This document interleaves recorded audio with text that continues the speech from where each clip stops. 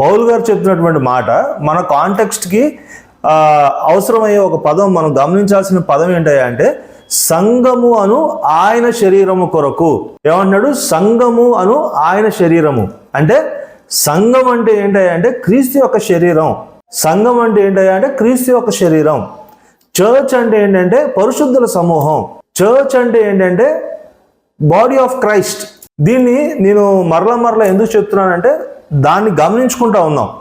Church అన్నప్పుడు యూజువల్గా మనకు వచ్చే ఒక పిక్చర్ ఏంటి అంటే మనుషులు మాత్రమే కాదు, ఆ మనుషులు రకరకాల అవయవాలుగా ఉన్నటువంటి మనుషులు అందరూ కూడా చాలా క్రమముగా అమర్చబడ్డారట క్రీస్తు అనే శరీరంలో. సో మనం సంఘం అన్నామంటే పరిశుద్ధుల సమూహం గుర్తుకు రావాలి. దాన్ని మించి క్రీస్తు యొక్క శరీరం అనేటువంటి ఒక భావన కూడా మన హృదయంలో కదలాడాలి. అది నేను చెప్పే ప్రయత్నం. చర్చ్, సంఘము అంటే ఏంటంటే క్రీస్తు యొక్క శరీరం, పరిశుద్ధుల సమూహం. ఇంకా అదే కొలస్సీలకు రాసినటువంటి పత్రిక మనం చూసాం కదా. ఇప్పుడు ఇంకొక రెఫరెన్స్, కొరింథీయులకు రాసినటువంటి మొదటి పత్రిక.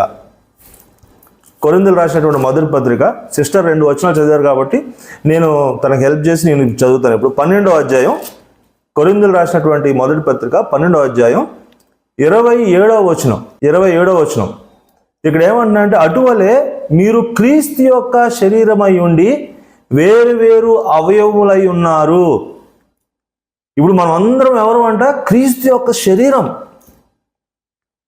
ఎందుకు అంత ఇదిగా దీని గురించి ఎందుకు మాట్లాడాలి అంటే క్రీస్తు యొక్క శరీరమై ఉన్నాము అనే మాటలో ఉన్నటువంటి లోతైనటువంటి భావాన్ని మనం గమనిస్తే ఎగిరి గంతేయాలి. మనం అందరం దేవాది దేవుని యొక్క శరీరముగా మనం పోల్చబడ్డాం. ఇంతకుముందు సిస్టర్ కూడా చాలా చక్కగా చెప్పారు. కొరింథీయులకు రాసినటువంటి పత్రికలో ఉన్నటువంటి మాట ఏంటయ్యా అంటే మీ దేహము దేవుని ఆలయం. ఎగిరి గంతేయాలా లేదా? మన దేహం అట దేవుడు నివసించేటువంటి ఒక ఆలయం. ఎవరైనా మీ అడ్రస్ ఎక్కడుంది అని అంటే మనం ఏం చెప్తాం? పలానా హైదరాబాద్ అని చెప్తాం. మీ ఊరు పేరు మీరు చెప్తారు. దేవుడు అడ్రస్ ఎక్కడయ్యా అంటే నువ్వే. దేవుడట నిన్ను నన్ను పర్మనెంట్ రెసిడెన్స్గా చేసేసుకున్నాడంట. ఎంత సంతోషం చూడండి. ఎందుకు మాట్లాడుతున్నాము ఇంత స్థాయిలో? ఎందుకు మాట్లాడుతున్నాం అంటే నువ్వు నేను దేవుడు నివసించే స్థలంగా మారిపోవటం ఎంత గొప్ప ధన్యత. ఎంతగా మనం ఆలోచించాలి దాని గురించి. సంఘం అంటే ఎవరయ్యా అంటే ఆ సంఘములో వారి మధ్యన దేవుడు నివసిస్తూ ఉన్నాడు. అంత మాత్రమే కాదు కానీ ఈ సంఘం అంతా కూడా క్రీస్తు యొక్క శరీరంతో పోల్చబడింది. దీన్ని వేరు చేసి చూడలేమట. ఆ శరీరంలో వేరు వేరు అవయవాలుగా మనం అమర్చబడి ఉంటే ఆ శరీరానికి శిరస్సు ఆయనట. మీరు ఈ పాయింట్స్ని గమనించండి. సంఘం క్రీస్తు యొక్క శరీరం. సంఘంలో ఉన్న ప్రతి విశ్వాసి ఒక అవయవం అయితే ఆ అవయవాలు అన్నీ కూడా ఆ శరీరంలో క్రమంగా అమర్చబడితే దాని శిరస్సు క్రీస్తు అయితే ఎంత బ్యూటిఫుల్ అండి అది. చర్చ్ అన్న పదం వచ్చినప్పుడు మనకి ఇవన్నీ కూడా మన మైండ్లోకి రావాల్సిన కొన్ని ఇమేజెస్, కొన్ని ఆలోచనలు. చాలాసార్లు అలాంటి ఆలోచనలు కొన్నిసార్లు మనకు రావు. ఇంకొక సపోర్టింగ్ రెఫరెన్స్ ఇదే కొరింథీయులకు రాసినటువంటి పత్రిక 10వ అధ్యాయం. ఓకే, లెటస్ నేనే చదువుతాను. 10వ అధ్యాయం 17వ వచనం. 10వ అధ్యాయం 17వ వచనం, కొరింథీయులకు రాసినటువంటి మొదటి పత్రిక. మనమందరము ఆ ఒక్కటే రొట్టెలో పాలు పుచ్చుకొంచున్నాము. రొట్టె ఒకటే కనుక అనేకులమైనటువంటి మనము ఒక శరీరమై ఉన్నాము. మనం అనేకులమైనటువంటి విస్తారంగా వేరువేరు ప్రాంతాల నుంచి, వేరువేరు తరగతుల నుంచి, వేరువేరు స్థాయిల నుంచి, వేరువేరు పరిస్థితుల నుంచి మనం అందరం వేరువేరుగా వచ్చినప్పటికీ క్రీస్తుని బట్టి మనందరం ఒకటే. క్రీస్తుని బట్టి మనం అందరం ఒకటే అని వాక్యం చెప్తుంది. దీని గురించి మనం ఎందుకు మాట్లాడుకోవాలి ఈరోజు అంటే విశ్వాసులుగా క్రీస్తు ఏ ఉద్దేశంతో సంఘాన్ని స్థాపించాడో, ఏ ఉద్దేశం కలిగి ఉండాలని సంఘం వైపు దేవుడు చూస్తూ ఉన్నాడో ఆయన ఆలోచన మనకు అర్థం కావాలి కదా. దేవుడు ఏమంటున్నాడంటే సంఘంలో ఉన్న ప్రతి ఒక్క వ్యక్తి కూడా వేరువేరు అవయవాలు, వేరు వేరు ప్రాంతాల నుంచి వచ్చారు, అయినప్పటికీ వాళ్ళు వేరు కాదట, వారందరూ ఒకటే. దీని అంతటిని నేను కలుపుకొని ఒక మాట చెప్పాలనుకుంటున్నా. ఏంటయ్యా అంటే, సంఘము అంటే కుటుంబం. Church equal to family. సంఘం అంటే కుటుంబం. మన కుటుంబాలు ఏంటయ్యా అంటే రక్తం చేత రక్త సంబంధులం అయితే, సంఘం అనేటువంటి కుటుంబం ఏంటంటే దేవుని యొక్క రక్తం చేత ఒకటైనటువంటి ఒక కుటుంబం. ఎంత గొప్ప ధన్యత చూడండి. నువ్వు సంఘంలోకి నడుచుకుంటూ వెళ్ళినప్పుడు మరొక సహవాసి, మరొక విశ్వాసి నీకు కనిపించినప్పుడు నీ హృదయంలో ఒక సంతోషం ఉప్పొంగుకుంటూ వస్తుందా, లేదంటే క్యాజువల్గా కలుస్తున్నావా? ఒక ప్రశ్న. ఒకవేళ సంఘంలోకి నువ్వు నడుచుకుంటూ వెళ్ళినప్పుడు క్యాజువల్గా just like an another Sunday అన్నట్టుగా నువ్వు సంఘానికి వెళ్ళి తిరిగి వచ్చేస్తా ఉంటే, బహుశా క్రీస్తు కలిగి ఉన్నటువంటి ఆ ఉన్నతమైన ఆలోచన నీకు నాకు అర్థం కాలేదు అనేది గమనించాలి. నేను తీసుకురావాల్సి అనుకుంటున్నటువంటి పాయింట్ అది. చర్చ్ అంటే ఏంటి అని వాక్యం ఏమని చెప్తుందయ్యా అంటే, అరే బిల్డింగ్ కాదురా నాయన, అది మనుషుల సమూహము. అంత మాత్రమే కాదు, విశ్వాసుల సమూహము, క్రీస్తు యొక్క శరీరం. ఆ మనుషులు, ఆ అవయవాలు, విశ్వాసులు అందరూ కలిసి ఒక శరీరంలో అమర్చబడితే దానికి శిరస్సు క్రీస్తు అయి ఉన్నాడు. వేరే వేరే ప్రాంతాల నుంచి, వేరే వేరే పరిస్థితుల నుంచి, వేరే వేరే చదువుల స్థాయిల నుంచి, ఒకడు పేదవాడు, ఒకడు ఆస్తి కలిగిన వాడు, ఒకడు ఆఫీసరు, ఒకడు మట్టి పని చేసేవాడు, ఒకడు జాబ్ లేనివాడు, ఒకడు బుద్ధి సరిగ్గా లేనివాడు, ఒకడు జ్ఞానం కలిగిన వాడు, వీరందరూ కలిసి ఒక చోటకు వచ్చేసి సమానం అయిపోయారట. దేన్ని బట్టి అయ్యా అంటే క్రీస్తును బట్టి, సంఘంలోకి చేర్చబడిన దాన్ని బట్టి. దేవుడు ఏమంటున్నాడంటే, మీరందరూ ఒకటేనయ్యా, మీరందరూ ఒక కుటుంబము, మీరందరూ నాలో అమర్చబడి ఉన్నారు, మీ అందరికి నేను శిరస్సు అయి ఉన్నాను, మీరందరూ కూడా ఒకటే, వేరు కాదని అంటా ఉన్నాడు దేవుడు. మీరందరూ ఒక కుటుంబం అంటున్నాడు దేవుడు.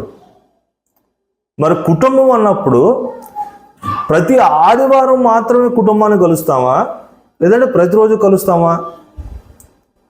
ఏదో చుట్టం చూపుగా నేను మా అమ్మని, నాన్నని, మా అక్కని హలో హాయ్ అని చెప్తానా, లేదంటే ప్రతిరోజు వాళ్ళ పరిస్థితుల్ని అర్థం చేసుకుంటానా? మీరు గమనించండి, కుటుంబం అనే ఒక పదానికి ఎంత బాధ్యత ఆపాదించబడిందో. నువ్వు ఒక స్థానిక సంఘానికి వెళ్తా ఉన్నావు అనుకో, నేను ఒక లోకల్ చర్చ్కి వెళ్తా ఉన్నాను అనుకో, దేవుడు ఒక కుటుంబంలోకి నిన్ను నన్ను చేర్చాడు అన్న విషయాన్ని మనం గమనించాలి. ఏదో నా వర్క్ ఏదో నేను చేసుకొని ఒక మూలలో ఒక చైర్లో కూర్చొని ఆరాధన చేసుకొని స్నాక్స్ తినేసి బయటకు వచ్చేస్తా ఉంటే, బహుశా నేను ఇంకా కుటుంబంలోకి నడవబడ్డాను లేదంటే పిలువబడ్డాను అనేటువంటి ఆలోచన నాకు లేదేమో అనే ప్రశ్న కూడా ఖచ్చితంగా మనం వేసుకోవాలి. ఇంకొకటి రెండు రెఫరెన్సెస్ చూద్దాం. ఎఫెసీయులకు రాసినటువంటి పత్రిక 4వ అధ్యాయం. ఇప్పుడు సిస్టర్ ఎవరైనా బ్రదర్ అయినా ఎవరైనా చదవండి. ఎఫెసీయులకు రాసినటువంటి పత్రిక, పౌలు గారు రాసినటువంటి పత్రిక 4వ అధ్యాయం 12వ వచనం. యూజువల్గా నేను ఒక బైబిల్ స్టడీకి అటెండ్ అవుతాను. ఆ బైబిల్ స్టడీలో ఉన్నటువంటి ఒక అలవాటు ఏంటంటే, ఎవరైనా ఏదైనా మాట్లాడాలనుకుంటే టక్మని మాట్లాడటానికి సాహసం చేస్తారు. ఎందుకంటే we have that opportunity. So అలా మీరు ఏదైనా మాట్లాడాలనుకున్నా, ఏదైనా యాడ్ చేయాలనుకున్నా కూడా ఖచ్చితంగా మీరు మాట్లాడవచ్చు. We will make this as an interactive thing. ఎఫెసీయులకు రాసినటువంటి పత్రిక 4వ అధ్యాయం 12వ వచనం.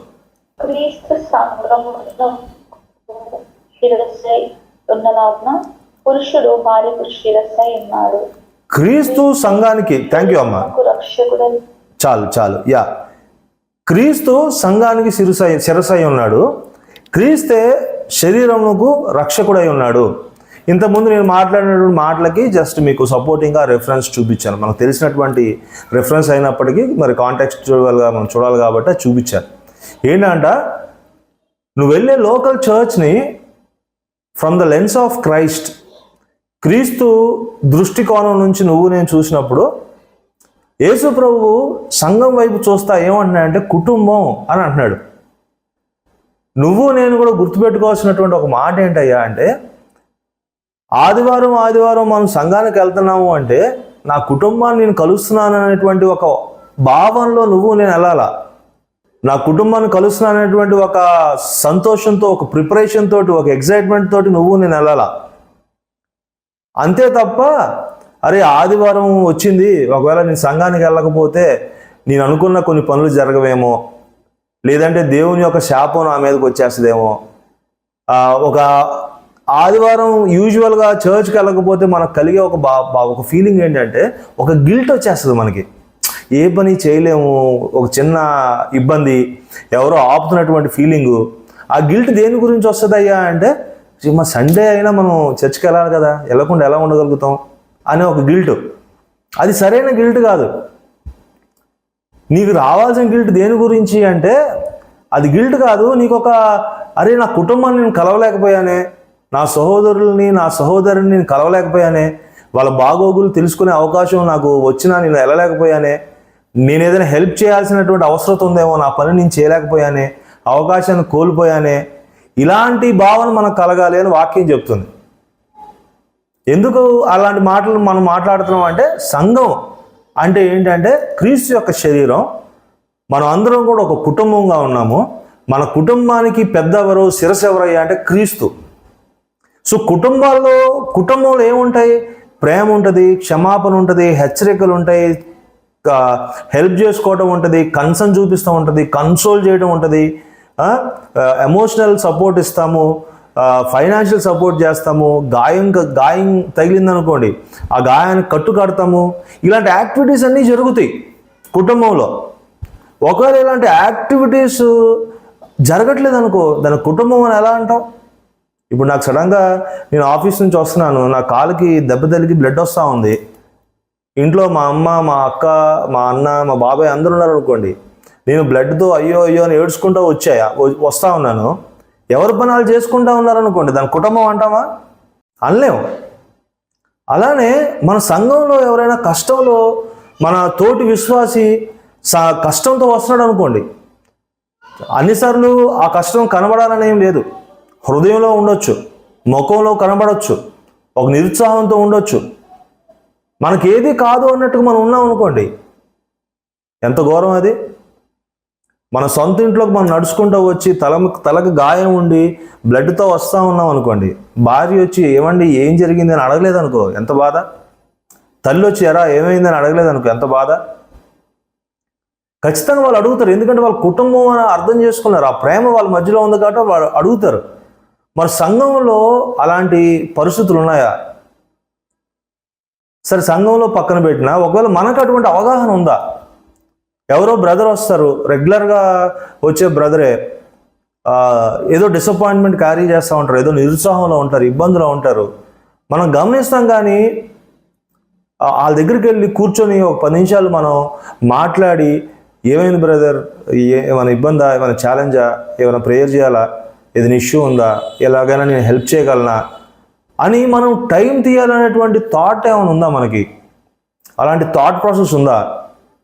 నిజంగానే రెగ్యులర్గా వచ్చే ఒక 2-3 వీక్స్ రెగ్యులర్గా వచ్చే బ్రదర్ ఒక 2-3 వీక్స్ చర్చ్కి రాలేదు, బ్రదరో సిస్టరో 2-3 వీక్స్ రాకపోతే మరి వాళ్ళకి మనం ఫోన్ చేయాలనేటువంటి ఒక ఫీలింగ్, ఒక భావన నీకు నాకు ఉందా?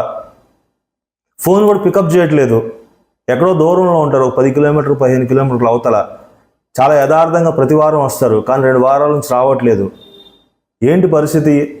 వాళ్ళ కోసం ఒక 2 గంటలు నువ్వు సమయం వెచ్చించి వెళ్ళి కలవటానికి ప్రయత్నం చేసిన సందర్భాలు ఏమైనా ఉన్నాయా? మనం గుర్తు చేసుకుందాం. నేను లేవు అని అంటలా, అంటే మనం కొన్ని విషయాలు ప్రాక్టికల్గా మాట్లాడుకునే సమయం ఉంది కాబట్టి, నాకు ఒక 40 మినిట్స్ టైం ఇచ్చారు కాబట్టి నేను ఇలాంటి ప్రశ్నలు అడుగుతా ఉన్నా. ఎందుకంటే దేవుడు సంఘం వైపు చూసినప్పుడు, చర్చ్ వైపు చూసినప్పుడు, గమనించండి, నువ్వు నేను ఫ్రంట్ లైన్లో ఉండి 2 చేతులు ఎత్తి కళ్ళెమ్మటి నీళ్లు పెట్టుకుంటా ఆరాధన చేసుకుంటా ప్రభువా ప్రభువా ప్రభువా అన్నంత మాత్రాన అది ఆరాధన అయిపోతుందా? అలా చేయొద్దని అంటలా, కరెక్టే.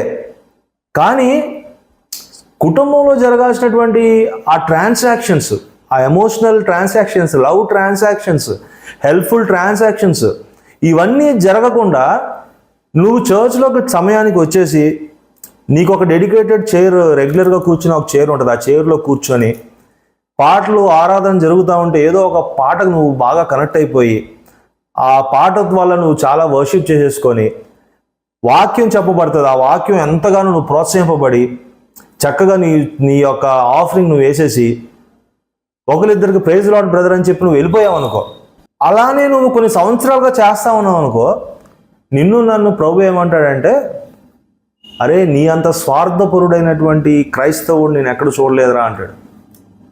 మనమేమంటాం, అదేంటి ప్రభువా నేను ఆరాధన చేస్తా ఉంటే అసలు వర్షిప్ టైంలో నాకు ఎంత కళ్ళమ్మట నీళ్ళు వచ్చేసినాయి, వాక్యం చదివిన తర్వాత నేను ఎంత ప్రోత్సహింపబడ్డాను తెలుసా ప్రభువా, నేను వచ్చి ప్రతిరోజు నా ప్రార్థన సమయాన్ని నేను పెంచుకున్నాను, చాలా బలపడ్డాను ప్రభువా, నేను చాలా బాగున్నాను ప్రభువా అంటే దేవుడు ఏమంటాడంటే, లేదు లేదు లేదు, నువ్వు సరిగ్గా అర్థం చేసుకోలేదు. నువ్వేం చేస్తున్నావయ్యా అంటే కేవలం నీ అవసరానికి నువ్వు సంఘాన్ని వాడుకుంటున్నావు.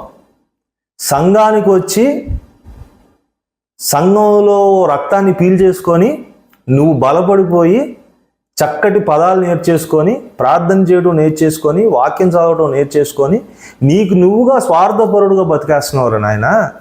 ఇది కాదు విశ్వాసం అంటే, కుటుంబంలోకి చేరటం అంటే ఇది కాదు అని చెప్పి బహుశా దేవుడు మనల్ని ప్రశ్నిస్తాడేమో.